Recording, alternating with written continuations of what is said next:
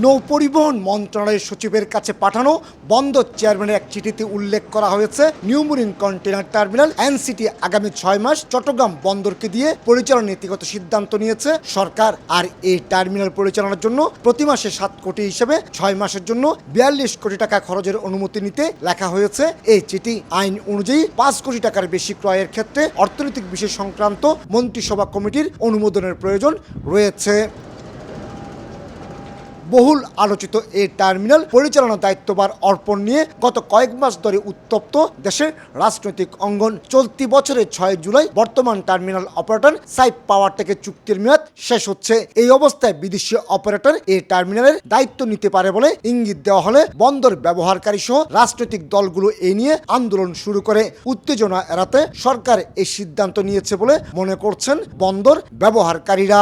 বিদেশি কোম্পানিকে দেওয়ার আগেই যদি চট্টগ্রাম বন্দর কর্তৃপক্ষ এটাকে সুচারুভাবে পরিচালনা করতে পারে, সেই ক্ষেত্রে একটা প্রমাণস্বরূপ দাঁড়ায় যে ইয়েস, চট্টগ্রাম বন্দর ইজ ক্যাপেবল। এটা হচ্ছে মূল উদ্দেশ্য। চট্টগ্রাম বন্দরে হ্যান্ডেলিং হওয়া 32 লাখ কন্টেইনারের মধ্যে 44% এককভাবে পরিচালনা হয় এনসিটি থেকে, যে কারণে বন্দরের 18টি অত্যাধুনিক গ্যান্ট্রিক্রেনের মধ্যে 14টি স্থাপন করা হয়েছে। এখানে একযোগে 4টি জাহাজ ভেড়ার সক্ষমতা সম্পন্ন এই টার্মিনালে রয়েছে একাধিক রাবার টায়ার্ড গ্যান্ট্রিক্রেনও। বাকি 4টি গ্যান্ট্রিক্রেন রয়েছে 3টি জাহাজ ভেড়ানোর সক্ষমতা সম্পন্ন সিসিটিতে, যেখানে কন্টেইনার হ্যান্ডেলিং হচ্ছে 37%। সিটিএমএসটা যদি প্রপারলি মেনটেন করতে পারে, তাহলে আমি মনে করি এটা বন্দর ইজিভাবে আসলে এটাকে অপারেট করতে পারে। এনসিটির মাধ্যমে দেশের আমদানি রপ্তানি বাণিজ্য সচল রাখতে স্বল্প সময়ে উন্মুক্ত দরপত্র আহ্বান করে অপারেটর নিয়োগ দেওয়া সম্ভব না হলেও এ নিয়ে বন্দরকে নানামুখী চ্যালেঞ্জের মুখে পড়তে হতে পারে বলে মনে করছেন বন্দরের এই সাবেক কর্মকর্তা। ব্যবসায়িক পয়েন্ট অফ ভিউ থেকে আমরা কিন্তু চাবো যে যাতে আমাদের পণ্য সময় মতো হয়, এই নতুন পরীক্ষা নিরীক্ষার জন্য যাতে কোনোভাবে বাধাগ্রস্ত না হয়। 570 কোটি টাকা খরচ করে 1000 মিটার দৈর্ঘ্যের এই নিউ মেরিন কন্টেইনার টার্মিনালের নির্মাণ কাজ 2007 সালে শেষ হলো।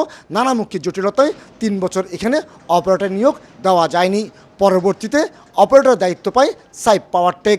অথচ বন্দরের প্রায় 2000 কোটি টাকা খরচ করে এই অত্যাধুনিক গ্যান্ট্রিক্রেন স্থাপন করা হয়েছিল। বন্দরের প্রাইম লোকেশনের পাশাপাশি অত্যাধুনিক যন্ত্রপাতি স্থাপন হওয়ায় দেশি বিদেশি বিনিয়োগকারীদের কাছে সবসময় লোভনীয় ছিল এনসিটি টার্মিনাল।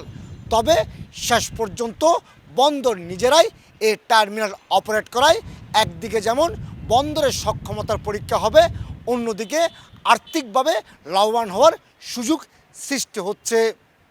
চট্টগ্রাম বন্দর থেকে কমল দে, সময় সংবাদ।